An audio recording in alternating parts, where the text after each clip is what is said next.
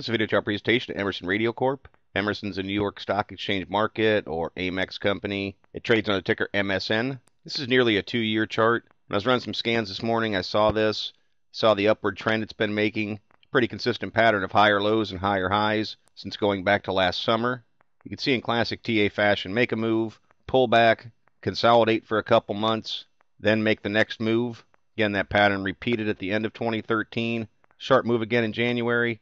Consolidating. Stock closed up on Friday almost 7%. 208,000 shares traded is actually a pretty decent spike in volume. It's a pretty thinly traded stock all in all. Price per share is actually holding a support level again. And with that, I just want to see if that move was a prelude to this chart getting ready to make the next leg up. Now, one thing that definitely caught my eye was this MACD falling right back down around zero. I'll kind of focus on this for a second and see through there. Stock made its first move and broke through zero when it was finding the bottom. MACD pulled back, held zero, next move followed.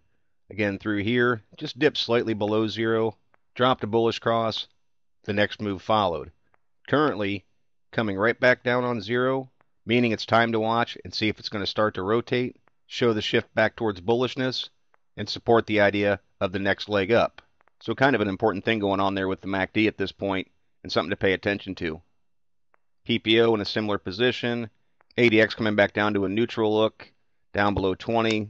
Not a lot of strength any direction at this point. MFIs over top of 50, telling me over average periods, people are paying higher prices for the stock. Nice look at the accumulation distribution. Looks like a fair amount of buying has been going on in 2014. Of course, price per share has been rising. That makes sense.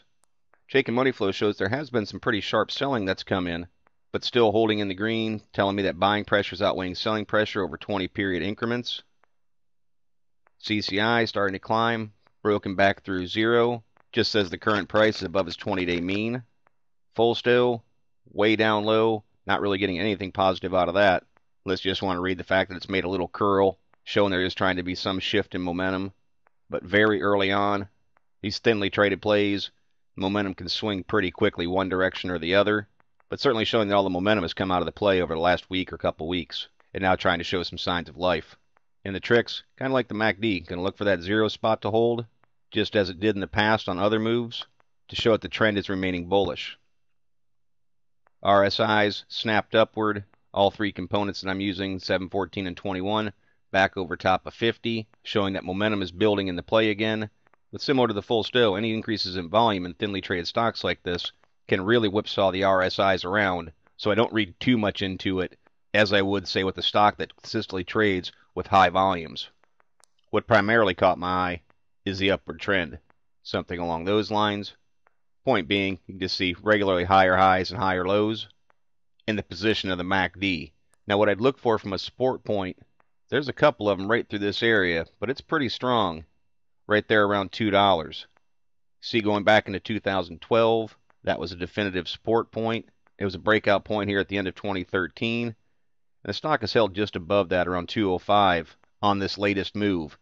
So I'd start to watch at 205 if the stock tries to close below that, with $2 as a point that I would ultimately want to see hold. Right now, I'd actually like to see it stay higher the better, because the 50-day moving average is at 210. Stocks trading over top of the 50-day and certainly the 200-day are in a much more bullish position.